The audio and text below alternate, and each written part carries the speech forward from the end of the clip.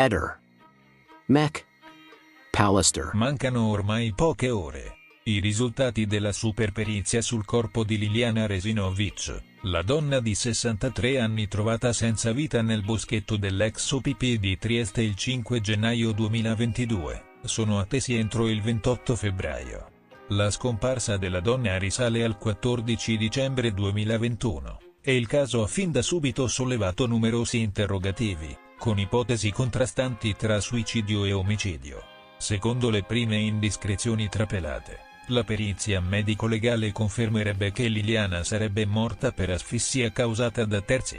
L'ipotesi avanzata dal professor Vittorio Fineschi, consulente della famiglia di Liliana, suggerisce che la causa del decesso possa essere stata uno strozzamento, il quale avrebbe provocato la frattura di una vertebra cervicale.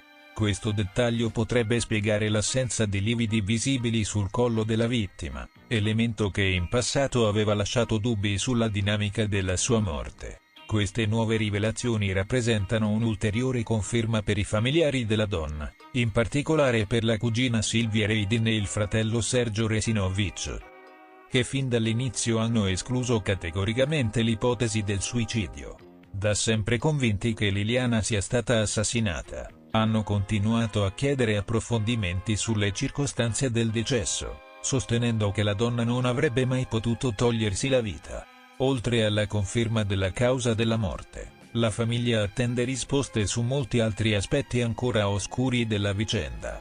Come sottolineato da Silvia Reidin, la perizia deve rispondere a ben 25 quesiti cruciali. Tra questi, uno dei punti più importanti riguarda il periodo esatto del decesso, che potrebbe aiutare a ricostruire meglio gli eventi successivi alla scomparsa di Liliana. Inoltre, restano da chiarire la natura di alcune lesioni rinvenute sul volto della donna e la provenienza dei sacchi della spazzatura in cui è stato ritrovato il suo corpo. I sacchi neri, infatti, rappresentano un elemento chiave per l'indagine. La famiglia vuole sapere con certezza da quale luogo provengano, nella speranza che possano fornire una pista utile per individuare l'eventuale responsabile dell'omicidio.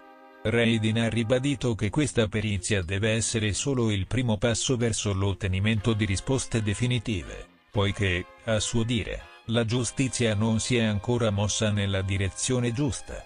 Secondo Silvia Reidin, dietro la morte di Liliana ci sarebbe un movente economico. La cugina della vittima ritiene che il marito di Liliana, Sebastiano Visintin, sappia più di quanto abbia dichiarato finora. In particolare, emerge il sospetto che alla base del delitto ci sia una somma di denaro piuttosto rilevante, pari a circa 100.000 euro. Questa cifra, distribuita su diversi conti bancari, sarebbe stata scoperta dalla stessa Liliana poco prima della sua scomparsa. Secondo quanto riferito dalla famiglia, la donna aveva lasciato i codici di accesso ai conti nascosti dietro uno specchio e, poco tempo prima di sparire, aveva confidato a suo fratello Sergio: "Se mi succede qualcosa, sai dove sono i codici?". Un dettaglio inquietante, che per i parenti rappresenta un chiaro indizio che Liliana fosse venuta a conoscenza di qualcosa di compromettente. La famiglia si chiede da dove provenisse quel denaro e teme che la scoperta di questa somma possa aver avuto un ruolo determinante nella tragica fine della donna. Anche le autorità, secondo Reidin, si starebbero ponendo la stessa domanda. Negli ultimi tempi i rapporti tra la famiglia Resinovic e il marito di Liliana, Sebastiano Visintin, si sarebbero deteriorati. Reidin ha spiegato che, dopo la scomparsa di Liliana, la famiglia avrebbe voluto unire le forze per cercarla, facendo appelli sui giornali e coinvolgendo l'opinione pubblica. Tuttavia, secondo la cugina della vittima, Sebastiano avrebbe seguito un'altra linea, sostenendo che gli fosse stato consigliato dalle autorità di non muoversi e di non attirare l'attenzione mediatica sulla vicenda. Un atteggiamento che ha lasciato perplessi i parenti di Liliana, i quali ritengono che un maggiore coinvolgimento mediatico avrebbe potuto accelerare le indagini. Inoltre, nel corso degli ultimi anni, la famiglia si è sentita attaccata e accusata di voler fare gossip sulla tragedia. Tra gli oggetti ritrovati sulla scena del ritrovamento del corpo di Liliana, c'è un guanto da giardinaggio, che è stato rinvenuto non lontano dal cadavere. Tuttavia, né la famiglia né il fratello Sergio hanno mai potuto vederlo.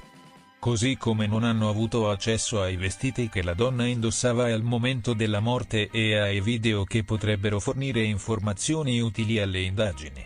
Per mesi Sergio Resinovic ha chiesto di poter visionare questo materiale, ma le sue richieste sarebbero rimaste inascoltate. La famiglia teme che senza la loro insistenza la vicenda sarebbe stata chiusa in fretta e archiviata come un suicidio già da tempo. La famiglia Resinovic non si arrende e continua a chiedere che venga fatta piena luce sulla vicenda.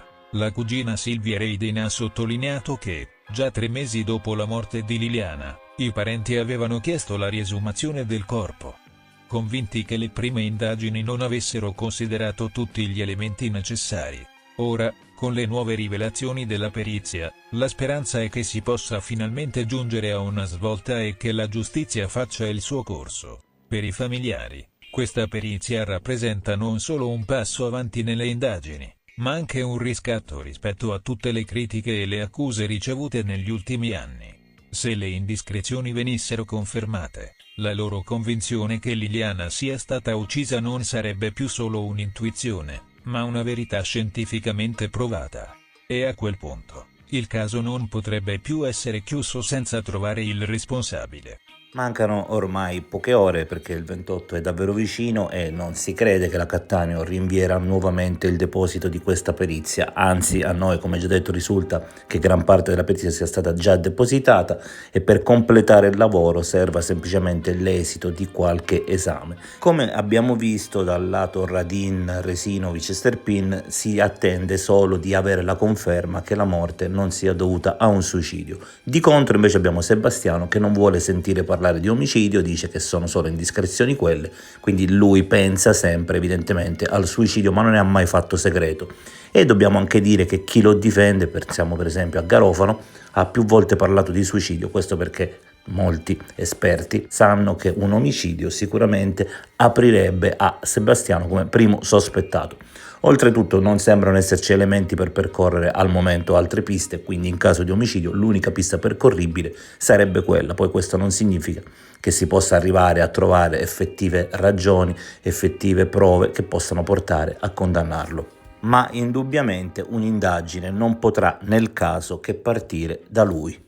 Ehi, non dimenticare di iscriverti a questo canale.